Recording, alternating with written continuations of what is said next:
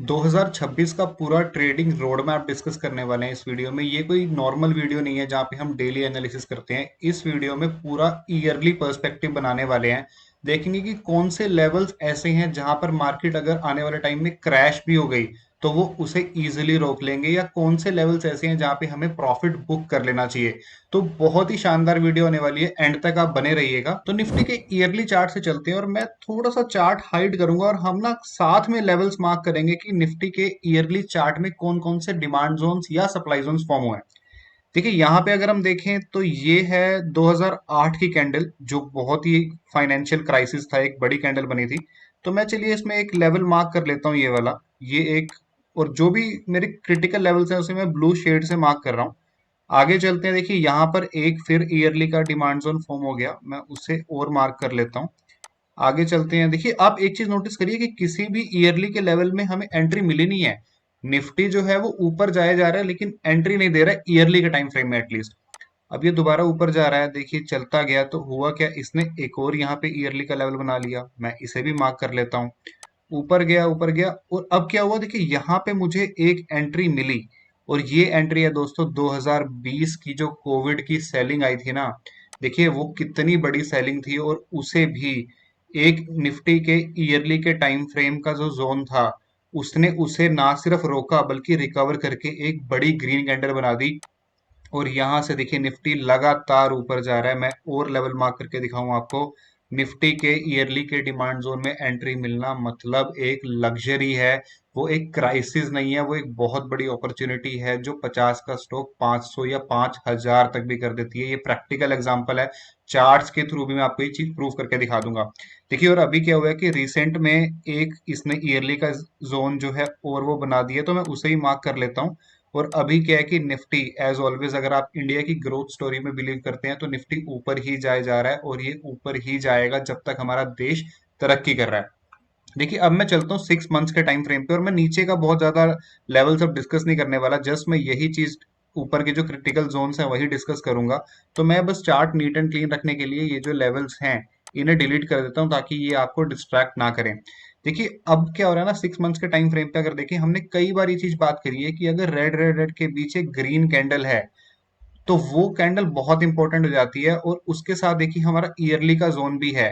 तो ये अगर मैं एक लेवल और मार्क कर दूं, ये देखिए ये मैंने एक लेवल और मार्क कर दिया, तो हमें ये पता लग गया कि निफ्टी जो अभी 26,300 पर है, वो किसी भी कारण से अगर 24,100 या फिर 23,700 तक आता है तो इसको एग्रेसिवली बाय किया जा सकता है। और यही वो लेवल्स हैं जहां पे इंस्टीट्यूशंस बाय करते हैं, ये हमने अभी भी देखा।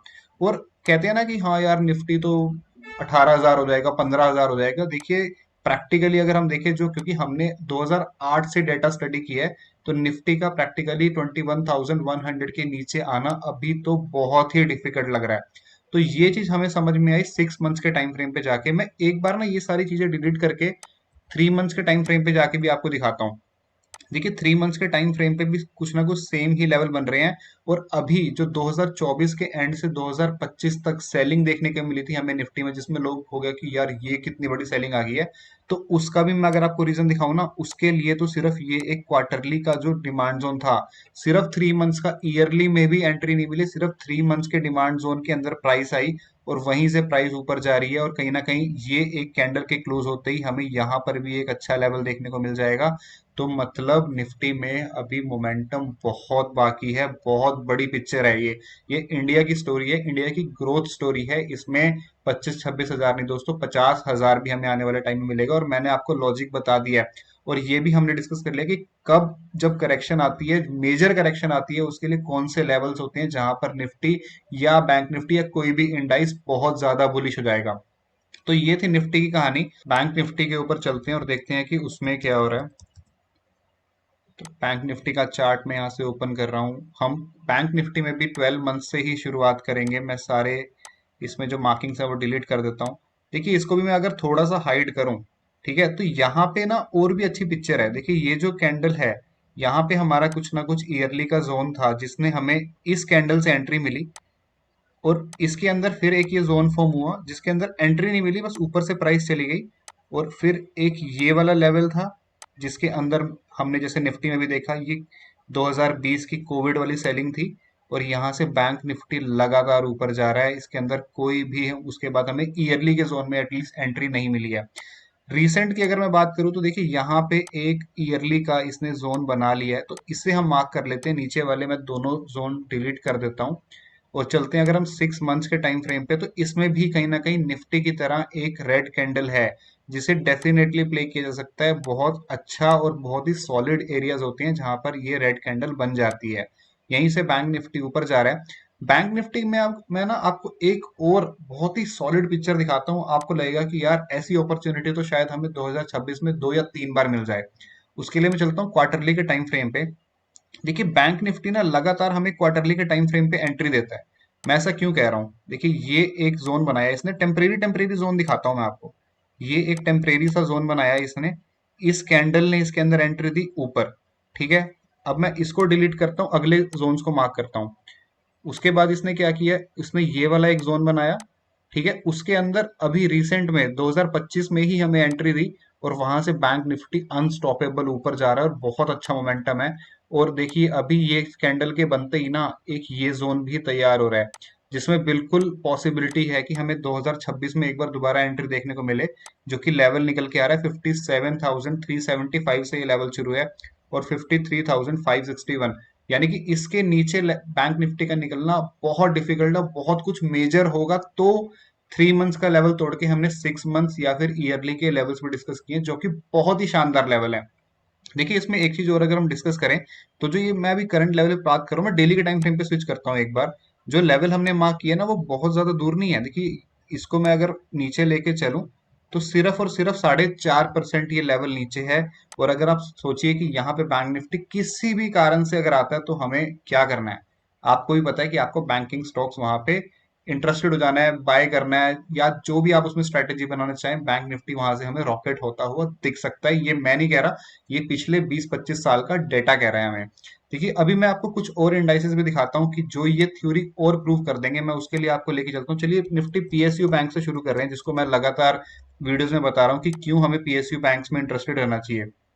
देखिए पीएसयू बैंक का चार्ट है और अभी मैं बस रीसेंट वाली बात करता हूँ। जो रीसेंट की ये सेलिंग आई थी ना पूरे 2024 के एंड या 25 तक, उसको किसने रोका। देखिए ये एक क्वार्टरली का टाइम फ्रेम था जिसमें पीएसयू बैंक का इंडेक्स आया और क्या हुआ उसके बाद, एक नया ऑल टाइम हाई लगा दिया और रुकने का नाम नहीं ले रहा और रुकेगा भी नहीं। अभी बहुत मोमेंटम बाकी है इसके अंदर।